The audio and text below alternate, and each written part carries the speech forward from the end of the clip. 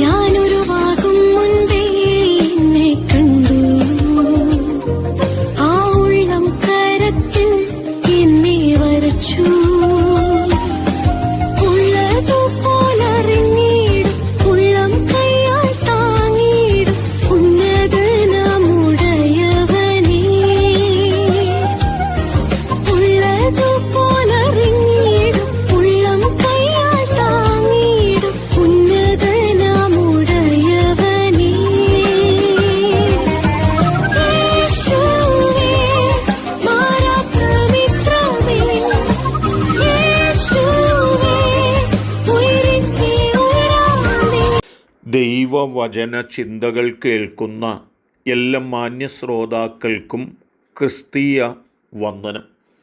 ഇയ്യോബിൻ്റെ പുസ്തകം 42-ാം അധ്യായത്തിൻ്റെ 8-ാമത്തെ വാക്യത്തിൽ ഇങ്ങനെ നാം വായിക്കുന്നുണ്ട്: ആകയാൽ നിങ്ങൾ 7 കാളയെയും 7 ആട്ടുകൊറ്റനെയും എൻ്റെ ദാസനായ ഇയ്യോബിൻ്റെ അടുക്കൽ കൊണ്ടുചെന്ന് നിങ്ങൾക്കു വേണ്ടി ഹോമയാഗം കഴിപ്പീൻ. എൻ്റെ ദാസനായ ഇയ്യോബ് നിങ്ങൾക്കു വേണ്ടി പ്രാർത്ഥിക്കും. ഞാൻ അവൻ്റെ മുഖം ആദരിച്ച് നിങ്ങളുടെ മൂഢതയ്ക്കും തക്കവണ്ണം നിങ്ങളോട് ചെയ്യാതെ ഇരിക്കും എന്ന് പറയുന്ന വാക്കുകളാണ്. ഈ വാക്യം നാം വായിക്കുമ്പോൾ ഇയ്യോബിൻ്റെ സ്നേഹിതന്മാരായ ഈ പ്രിയപ്പെട്ടവർ ഏറിയ നാളുകളായിട്ട് ഇയ്യോബിൻ്റെ ഭവനത്തിൽ പാർത്ത്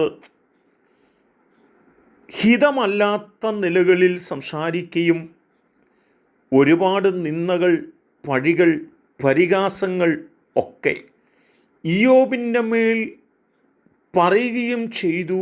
എങ്കിലും ഇപ്പോൾ അവർ മൂഢന്മാരായിരിക്കുന്നു എന്നും അവരുടെ പ്രശ്നത്തിനൊരു പരിഹാരമുണ്ടാകണമെങ്കിൽ അവർ ഈ കഴിഞ്ഞ നിമിഷം വരെ പരിഹസിച്ചു കൊണ്ടിരുന്ന ഇയ്യോബിൻ്റെ അരികിൽ തന്നെ അവർ കടന്നു ചെല്ലുകയും ഇയ്യോബ് അവർക്ക് വേണ്ടി യാഗം കഴിച്ച് ദൈവത്തോട് പ്രാർത്ഥിക്കുകയും ചെയ്യുന്നെങ്കിൽ മാത്രമേ നിങ്ങളുടെ മൂഢതയ്ക്ക് ഒരു ഉത്തരമുണ്ടാകുകയുള്ളൂ, ഒരു സമാധാനം നിങ്ങൾക്ക് അനുഭവിപ്പാൻ കഴിയുകയുള്ളൂ എന്ന് ഓർപ്പിക്കുക തന്നെയാണ്.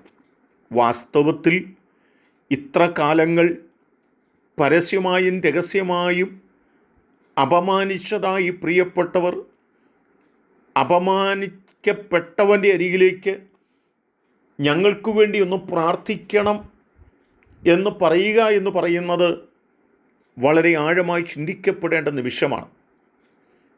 ന്യായാധിപന്മാരുടെ പുസ്തകം 11-ാം അധ്യായം നാം വായിക്കുമ്പോൾ ഇഫ്താഗ് എന്ന് പറയുന്നതായ മനുഷ്യനെ സ്വന്തം സഹോദരന്മാർ അപമാനിച്ച് പരിഹസിച്ച് അവന് അർഹമായതൊന്നും കൊടുക്കാതെ സ്വന്തം വീട്ടിൽ നിന്ന് പുറത്താക്കുകയാണ്.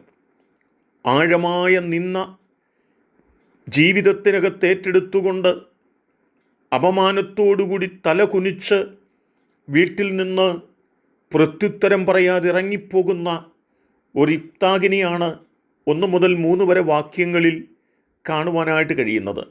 എന്നാൽ 4-ാം വാക്യത്തിൽ വരുമ്പോൾ ഈ ഇഫ്താഗിനെ നിന്ദിച്ച് പരിഹസിച്ച് അപമാനിച്ച് വേശ്യാപുത്രനെന്ന് വിളിച്ച് വീട്ടിൽ നിന്നിറക്കി വിട്ട സഹോദരന്മാരുടെ ജീവിതത്തിൽ പ്രതിസന്ധികൾ കടന്നു വന്നപ്പോൾ ഇഫ്താഗിനെ തന്നെ പോയി കൂട്ടിക്കൊണ്ടുവരുവാനും ഇഫ്താഗിനെ നിങ്ങൾക്ക് സേനാധിപതിയായി നിർത്തുവാനും ദൈവം അവരെ പ്രേരിപ്പിക്കുകയാണ്. ഇന്നലകളിൽ വീട്ടിൽ നിന്നിറക്കി വിട്ട സഹോദരന്മാർ 6-ാം വാക്യത്തിൽ വരുമ്പോൾ ഇഫ്താഗിനെ തേടി ഇഫ്താഗിൻ്റെ അരികിൽ വന്നിട്ട് ഞങ്ങൾക്ക് മൂപ്പനായി, ഞങ്ങൾക്ക് സേനാപതിയായി, ഞങ്ങൾക്ക് പ്രഭുവായി നീ നിൽക്കേണ്ടതിന് തിരികെ വരണമെന്ന് പറയുവാൻ അവരെ പ്രേരിപ്പിക്കുന്ന ഒരു ഘടകം നമുക്കിവിടെ കാണുവാൻ കഴിയുന്നുണ്ട്.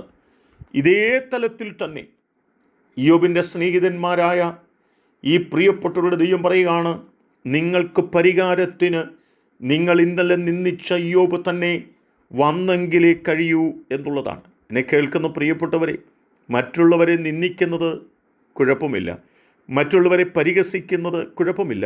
പക്ഷേ നാളുകളിൽ അവരിൽ ചെന്ന് ആശ്രയിച്ച് അവരുടെ കരുണയ്ക്ക് വേണ്ടി അവരോട് അപേക്ഷിക്കേണ്ടി വരുന്നൊരു സമയം വരുമോ എന്നതുകൂടെ തിരിച്ചറിഞ്ഞും ചിന്തിച്ചും മാത്രമേ മറ്റുള്ളവരെ നാം പരിഹസിക്കുവാൻ പാടുള്ളൂ എന്ന് തിരിച്ചറിഞ്ഞുകൊണ്ട് നമുക്ക് മറ്റുള്ളവരെ പരിഹസിക്കുന്നവരും നിന്ദിക്കുന്നവരുമായി തീരാതെ ദൈവസന്നിധിയിൽ നിലനിൽക്കുവാൻ വേണ്ടി നമുക്കൊരുങ്ങാം. അതിന് ദൈവം സഹായിക്കട്ടെ. കരുണയുള്ള ദൈവമേ, നല്ല കർത്താവേ, ഞങ്ങൾ മറ്റുള്ളവരെ നിന്ദിച്ച് ഞങ്ങൾ തന്നെ മൂഢന്മാരായി പോകുകയല്ല, ഞങ്ങൾ ദൈവസന്നിധിയിൽ നിലനിൽക്കുന്നവരായി തീരുവാൻ ഞങ്ങളെ സഹായിക്കും. യേശു കർത്താവിൻ നാമത്തിൽ തന്നെ ആമേൻ.